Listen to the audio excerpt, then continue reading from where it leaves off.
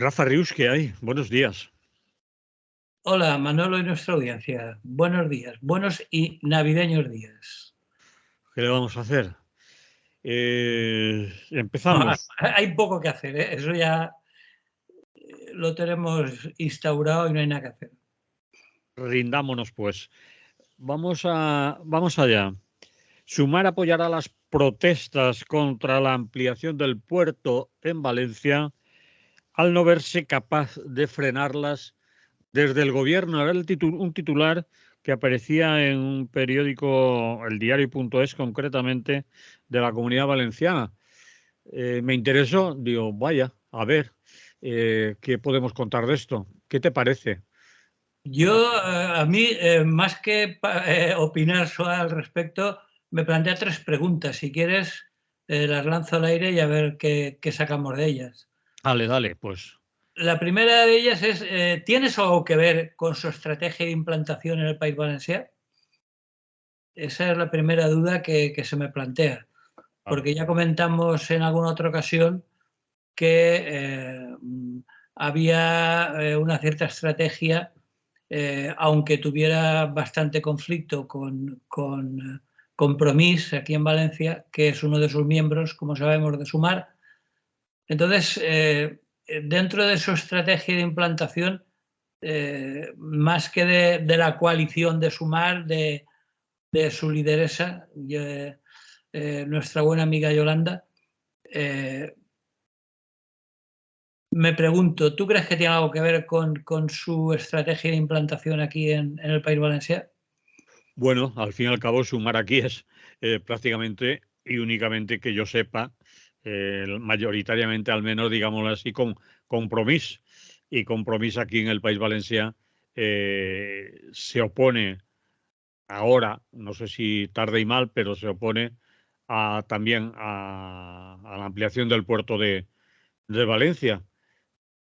Hombre, la alcaldía de Compromís, hasta el año 19, que yo recuerde, no se oponía especialmente a la ampliación. El señor Ribó incluso hizo algunas declaraciones eh, muy poco claras, o mejor dicho, bastante claras a favor de la ampliación, aunque ahora se hayan dado cuenta y hayan vuelto a pensárselo y estén claramente en contra.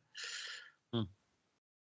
La segunda pregunta que me suscita es, ¿de qué va a servir en la práctica? Es decir, en lo concreto, dada su situación en el gobierno de España, que Bueno, en el no, Consejo de Ministros no va a servir de nada. Son minoritarios y allí se asume lo que la mayoría decide y además de manera colegiada y no vale aquello de el gobierno ha aprobado por eh, 4 votos a favor y 1 en contra, tal cosa. Eso no existe. El gobierno ha aprobado y por lo tanto ha aprobado todo el gobierno y por lo tanto como parte del gobierno asumo colegiadamente lo que dice el gobierno. No cuela eso de ya, sí, pero yo no estaba de acuerdo. Eso no existe en un gobierno. claro, pero eso es evidente, pero está claro o qué consecuencias tendrá el hecho de que en Madrid digan una cosa y en Valencia otra.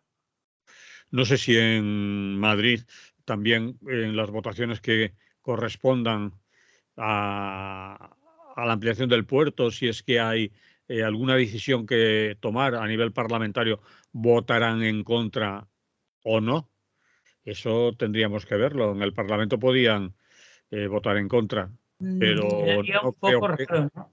no creo que haya ningún trámite parlamentario, por lo que yo sé. Eso simplemente se trata de que el gobierno diga adelante y ya está. No hay nada que debatir. Claro, pero imagínate que desde el punto de vista judicial, algunos de los recursos planteados por la Comisión Ciutat Port o por algunos de los grupos ecologistas que se oponen, que el Parlamento decidiera crear, por ejemplo, una comisión de investigación.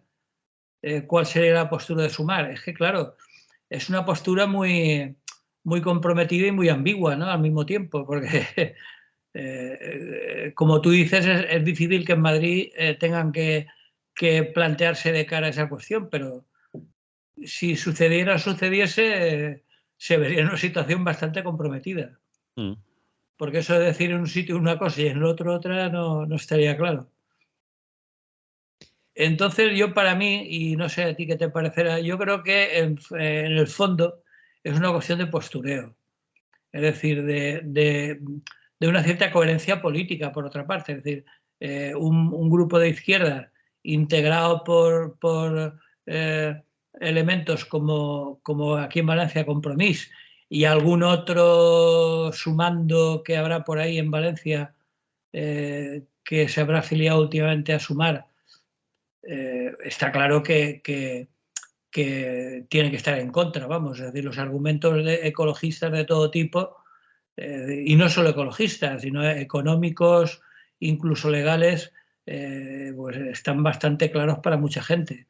Y la postura de Sumar aquí en Valencia era prácticamente obligada, ¿no? Es decir, no podían votar junto con el PSOE o manifestarse públicamente junto con el PSOE por la ampliación, ¿no? Sería algo bastante, bastante extraño y sobre todo muy poco rentable para su futuro electoral, ¿no?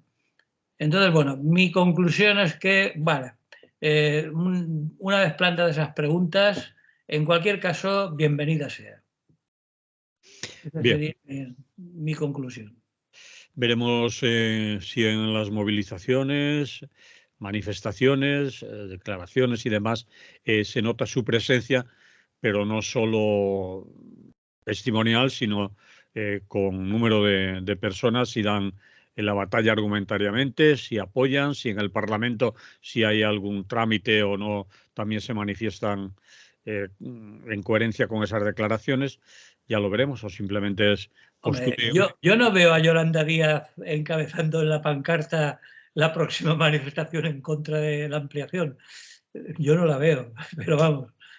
En cualquier caso, igual alguna de sus sucursales en Valencia, pues sí que Bueno, participa. ya han estado la gente de Compromís. Es que a veces cuando hablamos de Sumar en Valencia, estamos hablando también de Compromís. Compromís sí que lo ha dicho y ha estado ya en algunas manifestaciones, concretamente en las últimas concentraciones que ha habido en el puerto en Valencia. Allí estaban. Pero Claro, yo pero, Manolo, pero la pregunta es, ¿sumar en Valencia es algo más que Compromís? ahí estamos. En Eh, teoría sí y en la práctica a lo mejor no sí, a lo mejor no. Tú también, tú lo sabes que estás mal ahí. no, no, yo qué voy a saber. Yo lo único que te puedo decir es que en el futuro se verá. Es decir, de momento no tenemos elementos de juicio suficientes, ¿no?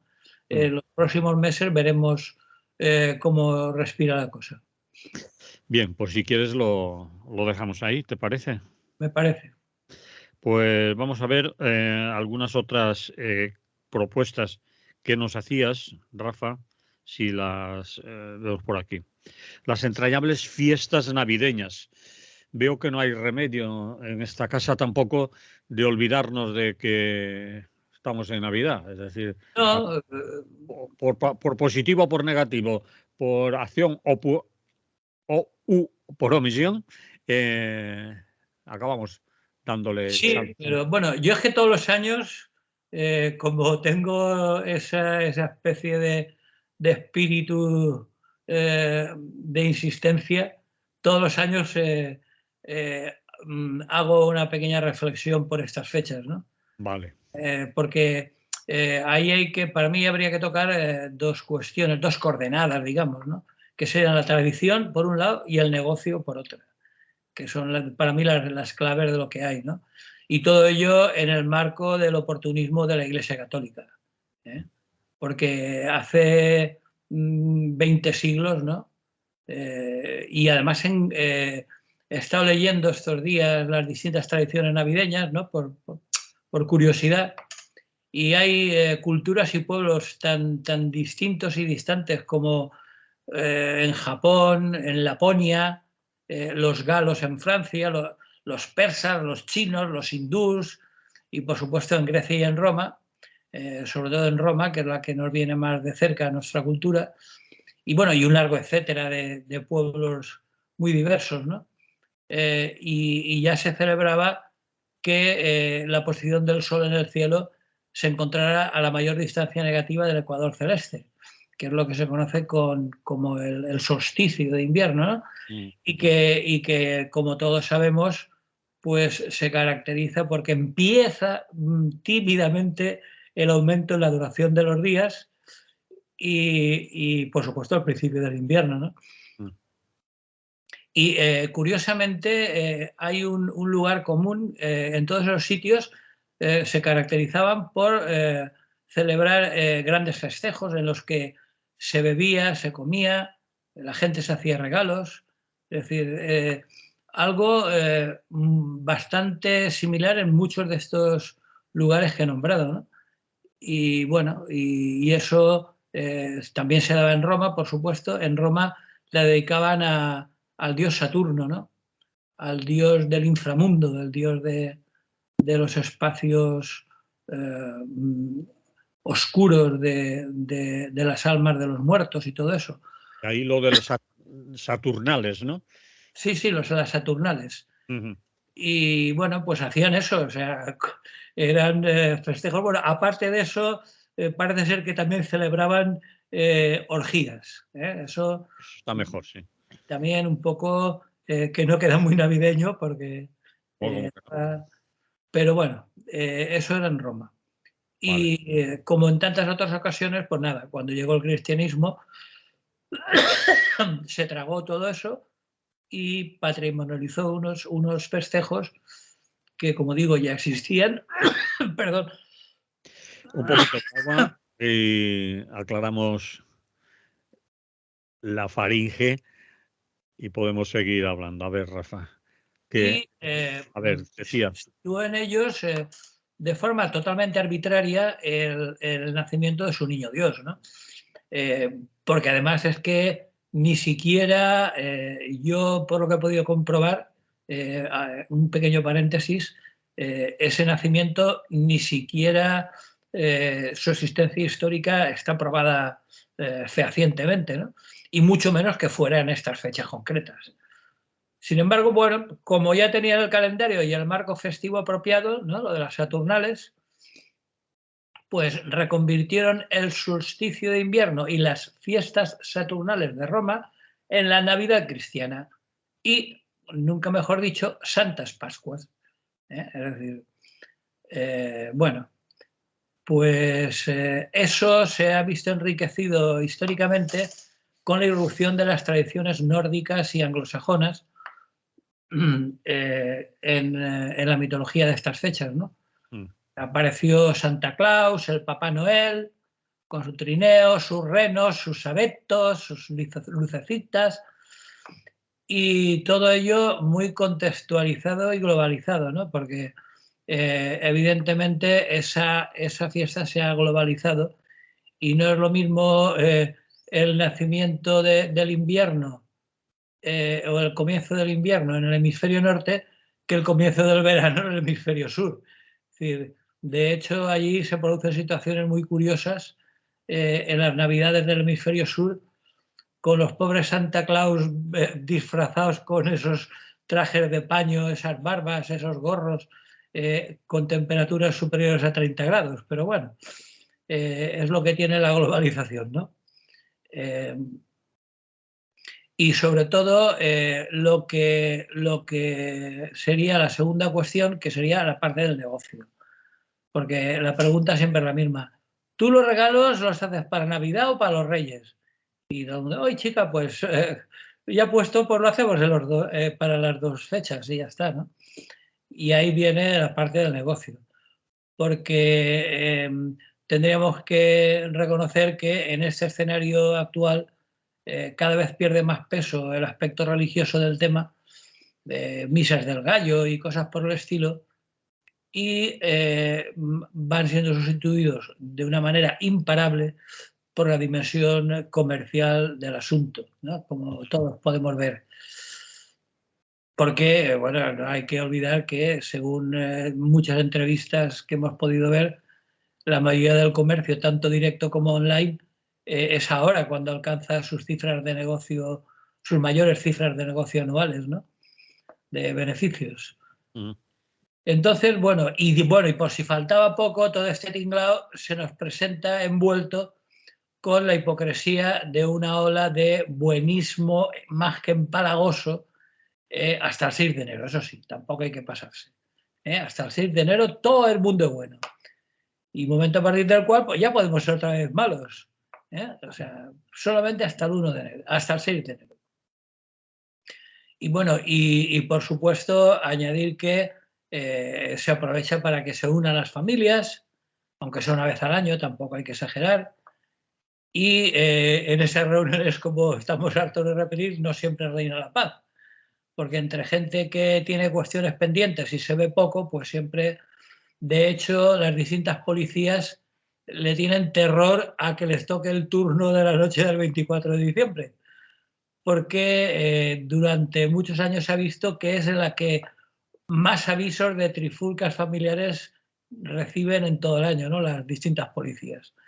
Es decir, que lo del buenismo navideño, bueno, hasta cierto punto.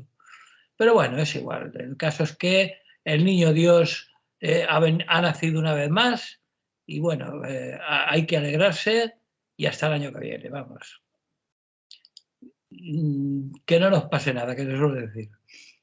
Muy bien, pues las personas que lo celebren, que lo sigan celebrando, las que no lo hacen por fe religiosa y convencimiento también lo celebran porque si hay una fiesta y una comilona, eso no se lo pierde ni el más ateo que yo conozca.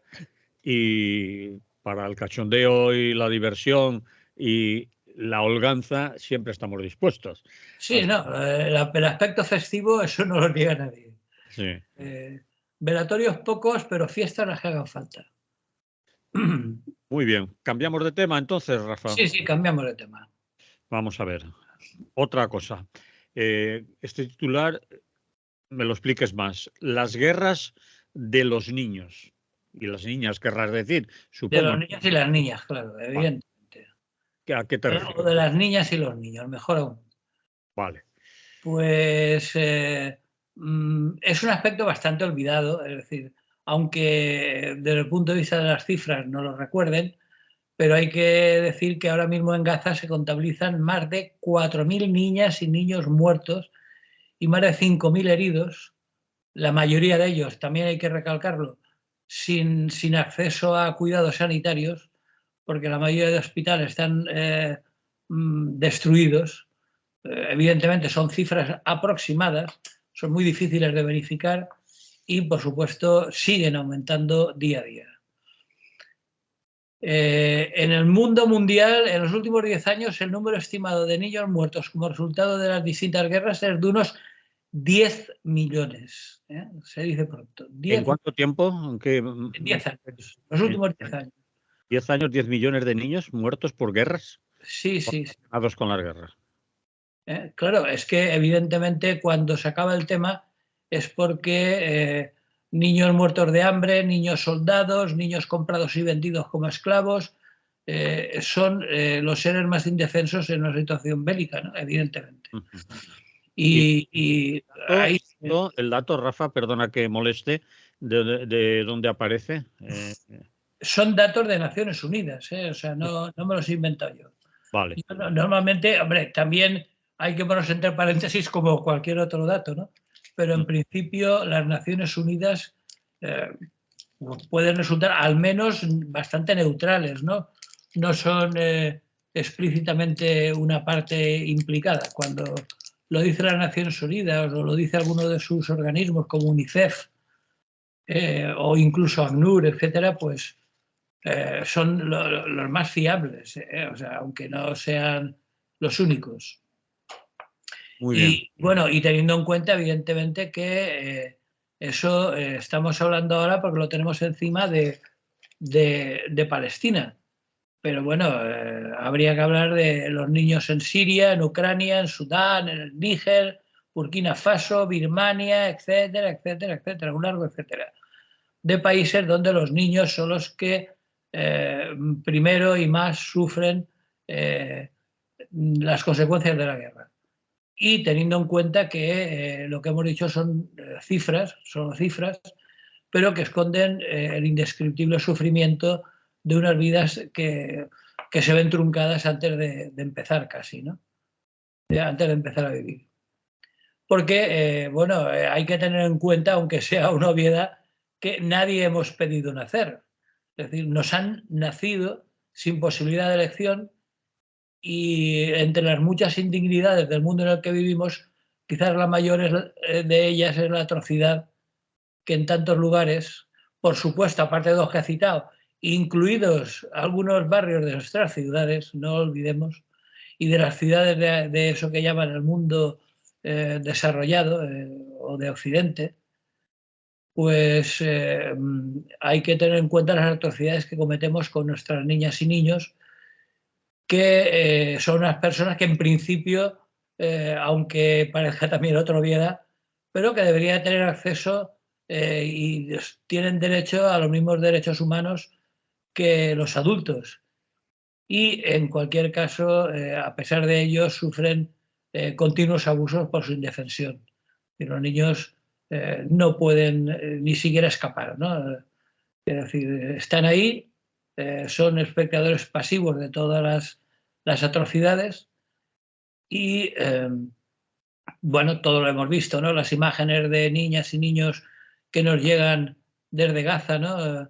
Deambulando atónitos y con cara de pasmo entre las ruinas de Gaza, pues por lo menos deberían hacernos reflexionar y al menos dedicarles un recuerdo solidario para que nuestros niños que están con unas condiciones de vida mejores, pues que piensen un poco en ellos, aunque sea un recuerdo solidario, en lugar de pensar en tantas paparruchas de Papá Noel y Santa Claus y de tantos consumismos estériles de juguetes que pronto serán inservibles, pues bueno, que se acuerden un poco de otros niños que también existen en el planeta, muchos millones de niños que están sufriendo esas catástrofes bélicas y que son los más indefensos y los que menos posibilidades de elección tienen, claro.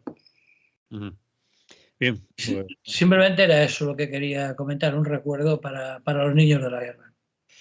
bien, pues vamos, nos quedamos en Palestina, por donde estábamos, y seguimos diciendo aquello de palestinos, muerte o exilio. ¿Te refieres a las salidas que les quedan? Es decir, Sí, que... sí, porque teniendo en cuenta que las intenciones del gobierno israelí de Netanyahu son de no hacer gran caso de la suerte que pueda correr la población civil, que incluso, por supuesto, están compartidas por el gabinete de guerra que crearon a partir del 11 de octubre y que el que más claro lo ha dicho y de manera más cruda es el ministro de Defensa, un tal Yoav Gallant. Que, bueno, dicho sea de paso, se supone que es un miembro, entre comillas, moderado del Likud, incluso de cara a unas próximas elecciones del partido, es uno de los rivales más directos de Netanyahu. Bueno, pues cuando ordenó el cerco total de la Franja de Gaza, se describió al adversario en general, no a Hamas, no, al adversario, es decir, a los palestinos, los describió como bestias humanas, así, simplemente, o sea, reduciéndolos a la categoría de animales, claro. Como allí el Pac-Man no tiene implantación, es decir, que el maltrato animal les da igual, pues si son animales pueden masacrarlos tranquilamente. Y bueno, y desde entonces se han multiplicado las declaraciones de ese mismo tipo por parte de miembros del gobierno. Tanto es así que hay un colectivo de 300 abogados, sobre todo europeos, que el pasado 9 de noviembre presentó una denuncia contra Israel al Tribunal Penal Internacional por un crimen de genocidio en Gaza, que es una implicación que supone intencionalidad, es decir, que no es que murieran por ninguna catástrofe natural. Entonces, incluso ahí se incluyen no solo los muertos y heridos, sino los traslados de población, como el actual desplazamiento masivo de la población gazatí en el interior del enclave de Gaza, del norte hacia el sur, y inmediatamente después del ataque de Hamás del 7 de octubre, el Ministerio de Inteligencia israelí, que por supuesto está dirigido por otro miembro del Likud, y que garantiza la coordinación del Mossad, que es el Servicio de Inteligencia Exterior, con el Shin Bet, que es la inteligencia interior, todos ellos, por supuesto, bajo la tutela de Netanyahu, pues se puso a elaborar un plan para Gaza. Te puedes imaginar, yo cuando lo leía me quedaba un poco atónito. Elaboraron un documento que se llamaba Opciones para una política sobre la población civil de Gaza, para que luego digamos que no piensen en ello. Y contemplaba 3 posibles escenarios. El primero era que los habitantes de Gaza permanecieran en la franja y fueran gobernados por la autoridad palestina de Mahmoud Abbas, que todavía está en Cisjordania. El segundo, se podían quedar, pero eran gobernados por una autoridad local, por supuesto que no fuera Hamás, evidentemente, y instalada y controlada por Israel. Y la tercera posibilidad es que fueran evacuados, que ya lo hemos comentado en alguna ocasión, desde Gaza hasta el desierto egipcio del Sinaí. Bueno, parece ser que después de considerarlo, las 2 primeras opciones, es decir, la de que se queden o la de que se gobernaran por una autoridad palestina controlada por Israel, parece ser que tenían grandes lagunas y presentaban muchas dificultades. Así que la que más contempla Israel en este momento es que fueran evacuadas desde Gaza hasta el desierto del Sinaí, porque según ellos tendría resultados estratégicos positivos para Israel, evidentemente. Claro. Se deshace de los palestinos, pues ya se acabó el problema. Se queda con todo el territorio. Correcto. Que hasta el año 48 controlaba el Reino Unido y ya está, ¿no? Y bueno, el gobierno israelí lo juzgaba factible a condición de que la presión internacional no aumente y a condición de que ese plan de barrerlos todos hacia la península del Sinaí cuente con el apoyo de Estados Unidos y los otros gobiernos pro-israelíes, que hay algunos, hay pocos, pero para verlos a ellos. Entre otros Alemania, por ejemplo, sin ir más lejos, tampoco hay que... bueno, y el escenario que contempla la tercera opción es que, pues eso, que se desplazara la población civil de Gaza hasta el Sinaí egipcio. En una primera fase los albergarían en tiendas de campaña en pleno desierto y de cara a la primavera y al verano. Las tiendas de campaña serían auténticos hornos, pero bueno, eso tampoco les preocupa. La siguiente sería la creación de una zona humanitaria para ayudar a la población civil y la construcción de ciudades en el área de su realojamiento, ¿no? Al norte del Sinaí. Y bueno, y por supuesto, eso sí, manteniendo un perímetro de seguridad tanto a un lado como a otro de la frontera, ¿no? Entonces, bueno, pues esa es más o menos la intención en estos momentos del gobierno israelí para solucionar el tema, ¿no?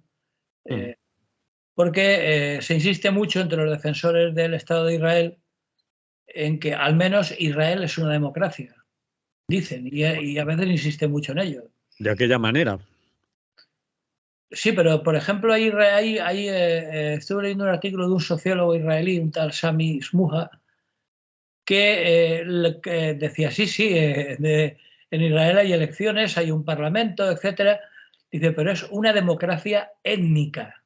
O sea, él ha llamado, teniendo en cuenta el apartheid que se produce con los palestinos residentes en el interior del Estado de Israel, él lo calificaba como una democracia étnica, teniendo en Correcto. cuenta el apartheid que sufren los palestinos desde el principio, ¿no? Porque desde el principio de su existencia el gobierno israelí se encontró enfrentado al dilema de una clara voluntad de anexión. Esto no viene de ahora, evidentemente, pero eso se contradecía claramente con el dilema desde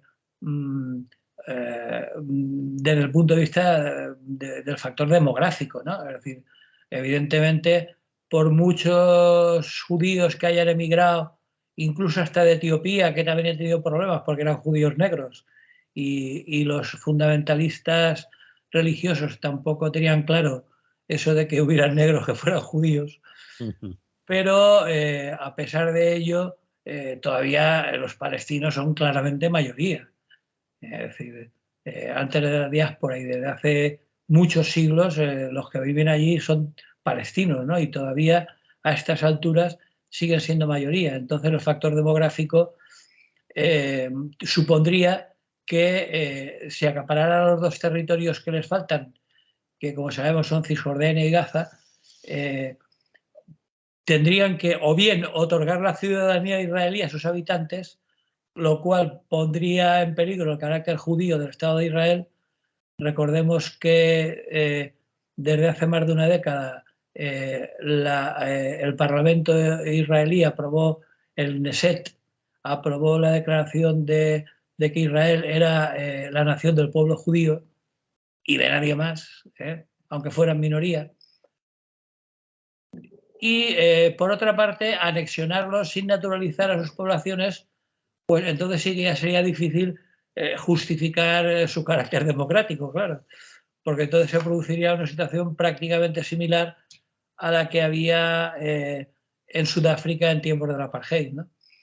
Entonces, bueno, teniendo en cuenta que cada vez está más lejano el proyecto de una Palestina con dos estados, y una vez impuesta la ley del más fuerte, en este caso Israel-Estados Unidos, y bueno, y también ante la indiferencia internacional, algunas declaraciones de principios y poco más, a los palestinos solo se les abren esas dos puertas, o la muerte o el exilio. Si te quedas, te matan. Pues bueno, siempre puedes irte a morirte de calor y de sed en la península del Sinaí, alojados en tiempos de campaña, en tiendas de campaña, en unas condiciones más que precarias y viviendo de la caridad internacional. Quieren hacer algo así como lo que ha hecho Marruecos con los saharauis. Sí, Mandan sí. un desierto de un país vecino que los quiera aceptar, pero parece ser que además que Egipto ni de coña No, quiere no, saber. no, claro, es que ese es el otro problema. Claro, Que como parece claro que tras los crímenes que están cometiendo Israel y Estados Unidos, no parece que la justicia internacional tenga ninguna posibilidad, ni tampoco demasiadas ganas, dicho sea de paso, ¿no? mm, Porque para intervenir tendrían que intervenir con algo semejante a algo que los judíos conocen bien, que sería un juicio similar al de Nuremberg, ¿no?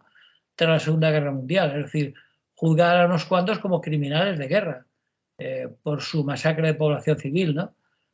Que eso es lo que procedería. Pero como eso no parece que vaya a tener posibilidades reales de que suceda, pues como digo, a los supervivientes solo les queda eso, o morir o abrirse hacia otros horizontes también muy hostiles, porque por un lado ya están repletos de refugiados, es decir, a Jordania, a Siria, que Siria también tiene bastante con lo suyo, sí. Turquía, que Erdogan también dice que está saturado, Egipto, donde al-Sisi tampoco quiere saber nada, porque claro, lo del Sinaí es contando con que los egipcios traguen, teniendo en cuenta que el Sinaí está despoblado prácticamente, ¿no? Sí, sí. Pero aún así todo, al-Sisi, el presidente egipcio, que no es precisamente una democracia plena, Bueno, tampoco lo sí, sí. tiene claro. Al-Sisi ha llegado al poder después de un golpe de Estado. Es decir, que no está ahí por unas elecciones democráticas. Al-Sisi es un militarote que llegó al poder después de dar un golpe de Estado. No, no lo olvidemos nunca. Bueno, pues lo que quiere el gobierno de Israel es pasarle el tema palestino y que se las componga como pueda. Eso es la última decisión del gobierno palestino, que, apoyado por Estados Unidos, pues no se descartar que acabara tomándose. Y para acabar con esto, voy a comentar, si te parece y nos da tiempo, y si no dejamos el último punto para la próxima semana o la próxima de la próxima. Tenemos tiempo, vale. Sí, es una historia curiosa que no se ha comentado nunca y que históricamente hubo una oportunidad de que las cosas no llegaran donde han llegado. A ver. Cuando hablamos de introducir elementos de racionalidad en el conflicto palestino, nos encontramos con un relato histórico bastante desconocido, que es la historia del Partido Comunista Hebreo Palestino, que es una historia muy llamativa desde el punto de vista de lo que está pasando ahora, ¿no?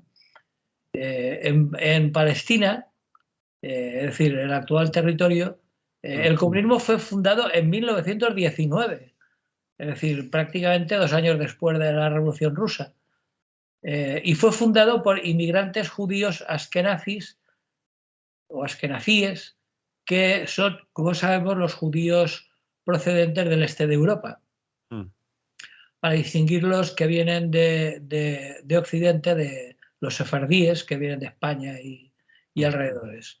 Bien, pues en 1922 este partido adoptó el nombre del PCP, Partido Comunista Palestino, que incluso se llegó a adherir a la Tercera Internacional, y durante toda su existencia este partido rechazó el sionismo, al que recuerdo que, pues repito, que estaba fundado por judíos. Es decir, rechazó el sionismo, al que consideraba un movimiento colonialista totalmente ilegítimo. Aquellos comunistas no creían que los judíos del mundo constituyeran una nación específica, y no creían, por supuesto, como muchos de nosotros, yo al menos, no creían que después de 2000 años, y porque lo diga la Biblia, pudieran reclamar derechos históricos en Palestina, ¿no? Incluso rechazaban la Declaración Balfour, que es una declaración de 1917 en el que, con el nombre de este ministro británico, el Reino Unido reconocía el derecho de los judíos a tener un Estado en Palestina. Sí, señor. Es el principio de todo, la declaración Balfour o Balfour.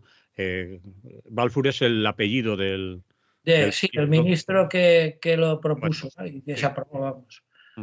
Entonces, el Partido Comunista Palestino, a la declaración Balfour, la definía como un puro acto de imperialismo, y pedían la expulsión de los ingleses y la creación de un Estado democrático de mayoría árabe, por supuesto, porque era así, era mayoría en aquel momento, en el que los judíos, incluidos los que llegaron después de la Primera Guerra Mundial, fueran ciudadanos con igualdad de derechos, por supuesto, que es lo que a veces hemos dicho, es de un Estado democrático y en el que todos los ciudadanos fueran iguales. Aconfesional, por supuesto, no Sí, un claro, Estado claro. judío, no un Estado Ni totalmente. judíos, no, pero el mérito era que, siendo mayoría árabe, tampoco querían declarar un Estado islámico.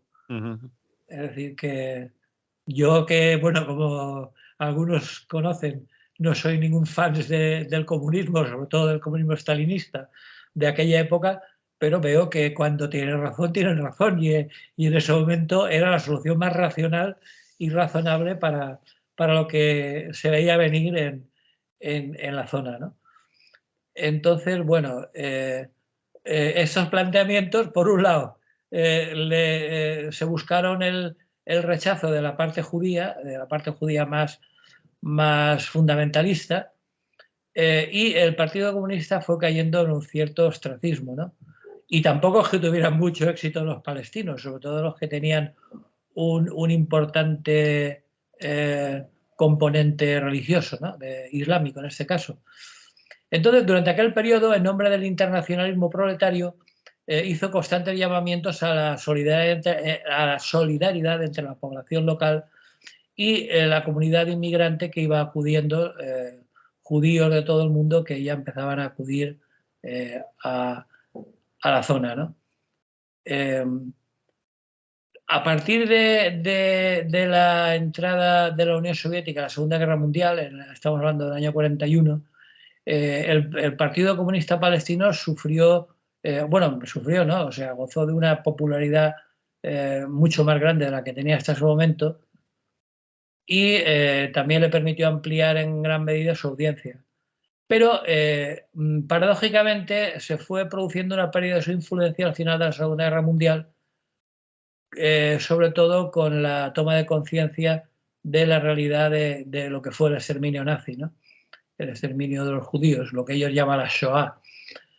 Y sobre todo del mantenimiento, que es otra cosa que no es muy conocida, del mantenimiento en Alemania de campos para supervivientes de la masacre, ¿no? de la Shoah, supervivientes y refugiados a los que, una vez más, ningún Estado occidental estaba dispuesto a dar acogida.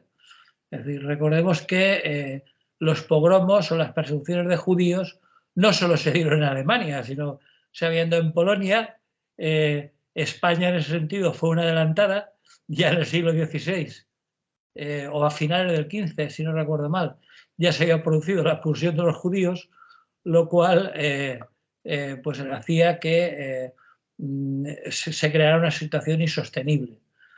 Entonces, bueno, los judíos de Palestina empezaron a reconsiderar su posición y, si no claramente sionistas, pero al menos se declaraban un palabra muy raro que eran asionistas, es decir, no sionistas.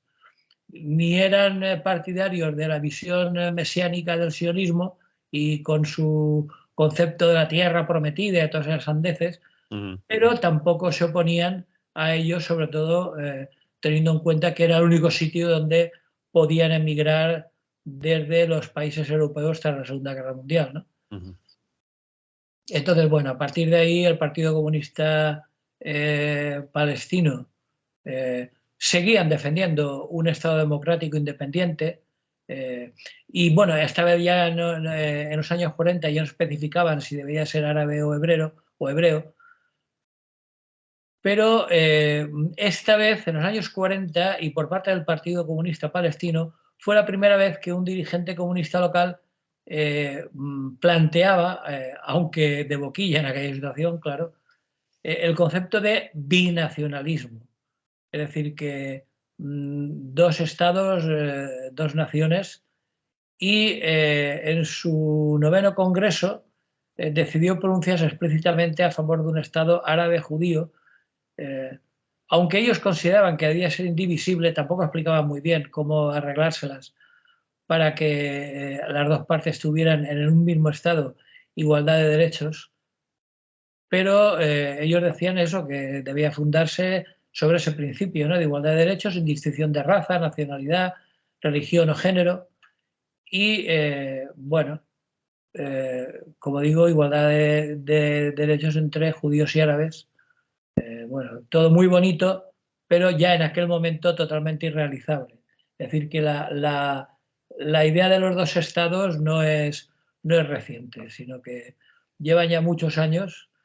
Prácticamente, repito, en un principio los comunistas palestinos, que incluían a los judíos, cuando digo palestinos me refiero al territorio.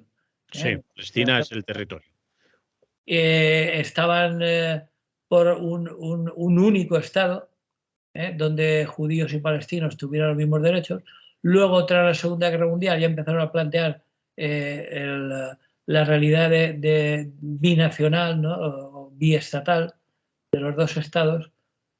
Pero bueno, hemos llegado hasta donde estamos y aunque unos meses después, tanto la URSS como los estados de Europa del Este apoyaron la resolución de las Naciones Unidas de crear dos estados separados, judío y árabe, pero ya sabemos los judíos por dónde se han pasado las resoluciones de las Naciones Unidas, ¿no?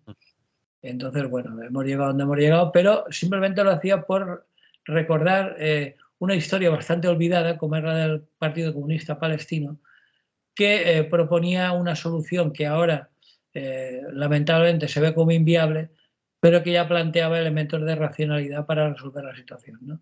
Y sobre todo basado en algo absolutamente lógico y razonable, ¿no?, como es la igualdad de derechos entre todos los habitantes de un mismo Estado y no crear en pleno siglo XX un Estado confesional que ya cuando se creó no tenía ningún sentido, ¿no?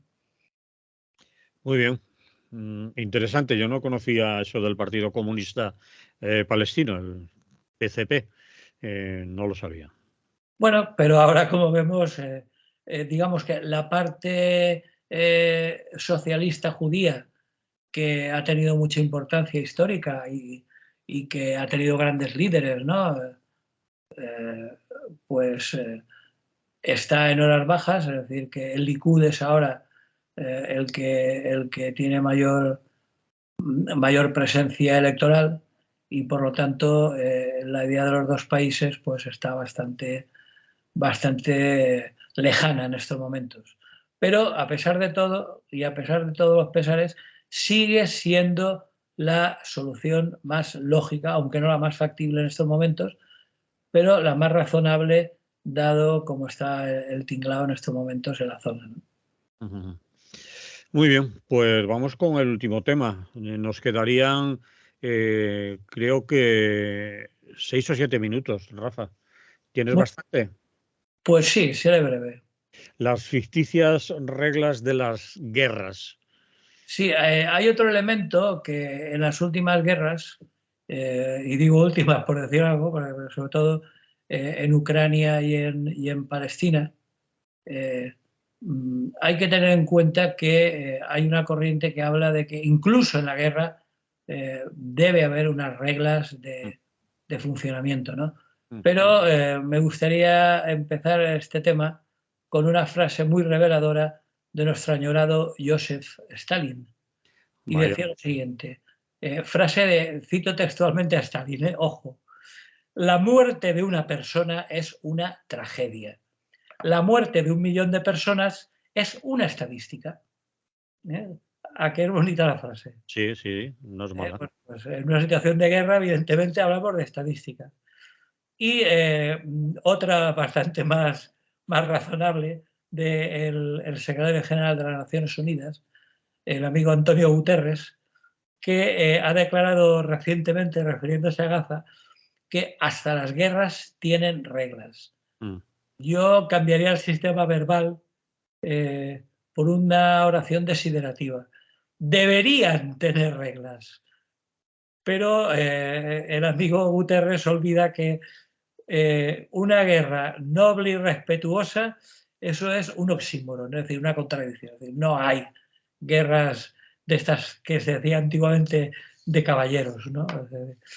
Nunca se suelen respetar las reglas, porque el concepto de guerra pues lleva implícito el todo vale con tal de conseguir la victoria y por lo tanto eso de mantener al margen los civiles, las escuelas, los hospitales, eso es una gran falacia. Es decir, no ha habido guerra desde, no sé, me viene ahora a la memoria la absoluta destrucción de Dresde en la Segunda Guerra Mundial, ujú. con más de 100.000 muertos, es decir, por parte de la aviación británica. Es mentira, o sea, guerras humanitarias, eso no se lo cree nadie, vamos. Eso de mantener al margen a los civiles, porque en Palestina, según estimaciones, pues, lógicamente difíciles de precisar, llevamos ya más de 20.000 civiles, más de 100 empleados de la ONU, más de 50 periodistas que han muerto en el diluvio de bombardeos de Israel, ¿no? Eh, había uno de los fundadores de Médicos Sin Fronteras que estaba por allí, lo describía de una manera muy gráfica. Gaza es un cementerio. Es decir, yo creo que los que hemos visto, bueno, que hemos visto imágenes y sobran las explicaciones, ¿no? Es cierto, es decir, es un auténtico cementerio. Eh, la hecatombe de civiles, la destrucción masiva de infraestructuras sanitarias, el corte de suministro de agua y electricidad, el bloqueo de las comunicaciones, eh, los obstáculos puestos incluso al servicio, al envío de ayuda humanitaria, todas estas acciones encuentran por lo visto justificación en el derecho de Israel a defenderse y ya está. Como es un derecho reconocido internacionalmente y hay varios países, algunos bastante importantes, que lo defienden, Pues entre eso y en la necesidad de erradicar a Hamás, pues se explica todo. Sin embargo, bueno, tanto los responsables de Naciones Unidas como de multitud de organizaciones no gubernamentales, pues hablan claramente de crímenes de guerra, ¿no? Y por supuesto también la toma de rehenes por Hamás, es decir, que no es que estén a favor de unos ni de otros, ¿no? Pero por supuesto lo denuncian, ¿no? Incluso, como digo, Antonio Guterres, que es una persona que, por lo que hemos visto hasta ahora en sus declaraciones, de perfil discreto, ¿no? Es decir, incluso llegó a decir que la pesadilla de Gaza es más que una crisis humanitaria, es una crisis de la humanidad en su conjunto, ¿no? Bueno, pues Amnistía Internacional se está dedicando a recoger pruebas abrumadoras de continuas violaciones del derecho internacional. Y entre tanto Israel pues afirma que no puede garantizar la seguridad de los periodistas. Incluso Reporteros Sin Fronteras acusa al gobierno israelí de atacar deliberadamente a sus colegas. La excusa que tienen es perfecta, porque, y lo hemos oído en estos últimos tiempos, es que hospitales, escuelas y ambulancias en principio no son objetivos, pero como dicen que los de Hamás los utilizan como bases operativas, pues entonces dicen que destruyen hospitales, escuelas y todo tipo de instalaciones humanitarias porque ahí se esconde Hamás. Y sea verdad o no sea verdad, el caso es que va por delante. Bien, ya hay algunos países que han retirado sus embajadores en Tel Aviv, entre ellos Sudáfrica, Chile, Colombia, mientras que hay otros como Rusia, China, Irán, Arabia Saudí, se están dedicando a responsabilizar a Estados Unidos de la situación, ¿no? Mientras que, bueno, hay muchas capitales o bastantes capitales occidentales, incluso de la Unión Europea, que se escudan en el derecho a la legítima defensa y con ello ya está todo explicado, ¿no?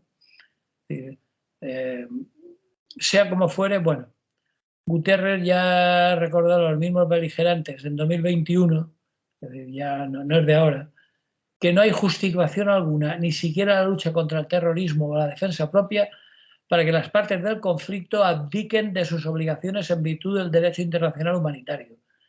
Bueno, pues a Israel le sigue... Se la sopla, vamos, que se dice vulgarmente. Sí, sí, sí. Con la excusa de que son escondites secretos del enemigo, pues nos transforman en objetivos militares y evidentemente, aunque eso exigiría verificarse, nunca se hace, nunca se verifica y los bombardeos van por delante, ¿no?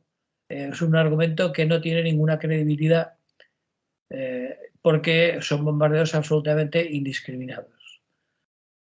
Entonces, bueno, pues entre los eufemismos de la guerra que los israelíes llaman operaciones y no precisamente quirúrgicas, o al menos sí como metáfora, pero no sanitariamente, porque operaciones quirúrgicas se pueden hacer pocas en Gaza en estos momentos, la situación, como digo, es absolutamente indescriptible. Yo creo que las obligaciones en virtud del derecho internacional humanitario no solo incluye el respetarlo, sino también, y lo digo por los países occidentales y europeos que justifican a Israel, el derecho internacional humanitario no incluye solo el respetarlo, sino también asegurarse de que los demás lo respeten. Es decir, presionar a Israel para ello, cosa que, como digo, algunos países, y no hablo solo de Estados Unidos, pues no están haciendo, ¿no?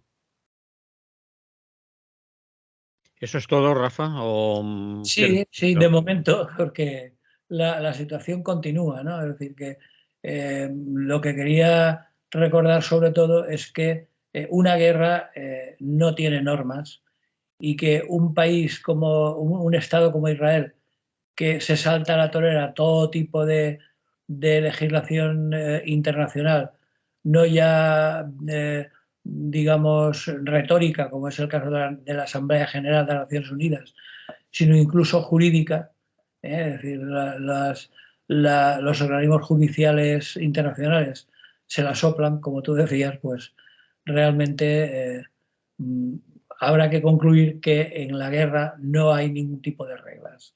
De hecho, como nos recordaba el compañero Stalin, las bajas no son más que estadísticas. En fin, sin comentarios. Sin comentarios. Así terminamos entonces, Rafa. Sí. Nos oiremos ya casi cuando esté a punto de terminar el año. ¿Vale? Sí. Creo el Día de los Inocentes o por ahí, ¿no? Más o menos, ya habrá pasado cuando estemos hablando con nuestra audiencia, ya será viernes, el Día de los Inocentes cae en jueves, nosotros les contamos cosas los viernes, que no te la gasten muy gorda. Bueno, alguna te guardaré. Yo ya estaré preparando mis zapatos para dejarlos en el balcón, mi comida para los camellos. Y tu vaso de leche también. Sí, sí. Y bueno, y yo ya tengo la carta escrita, o sea que ya veremos. Muy bien. Mucho me temo que este año, como todos los demás, pasarán de largo, pero bueno, la tradición es la tradición. Tú inténtalo, que a lo mejor, yo qué sé. Sí, sí. Molt bé, Manolo, pues nada, feliz solsticio de invierno, felices fiestas saturnales y nos escuchamos la semana que viene, si te parece. Muy bien, hasta entonces, salud. Salud y buen día.